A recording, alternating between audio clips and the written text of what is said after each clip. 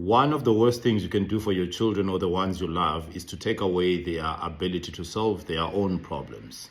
By all means, work as much as you can, earn as much as you can so that your children will have it easier. But do not create easy times for your children. Create easier times. Because there's a saying that says, easy times create weak people create hard times, and hard times create strong people.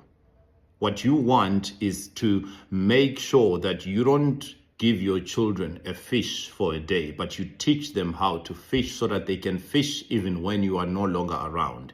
The Bible says a good man leaves an inheritance for his children's children. This does not necessarily translate to money, but rather the knowledge, the experiences that you have gained. Leave that for your children. Do not deprive them of the ability to solve their own problems, to think their way out of problems. Now, my desire for generational wealth is not so that my children can never have to work a day in their life. I would be doing them an injustice. The generational wealth I'm after is knowledge, is experiences, and is to show them that it is possible. I plan to make as much money as I possibly can, not to leave it all to my children, but so that I can give it away and let them see what generosity does. The Bible says, blessed is the hand that gives. So extend a helping hand, but not necessarily to a point where you create a reliance on you or a dependency on yourself. Why? Because people should only depend on God. You could literally die in your sleep today. So if they depended on you and you didn't teach them how to fish, what would happen after that?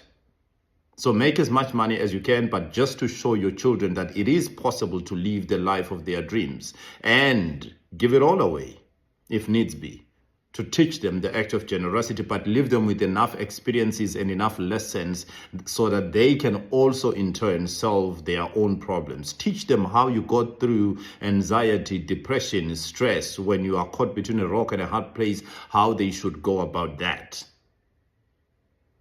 So do not take away their ability to solve their own problems, because they will have problems long after you have died. And if they rely on you to solve all their problems, then how do they navigate life after you are no more? I hope this reaches someone somewhere out there. But sometimes people depending on you means that they can no longer do it for themselves. And when you can't step up, it creates resentment. That is not a situation you want to build for yourself or your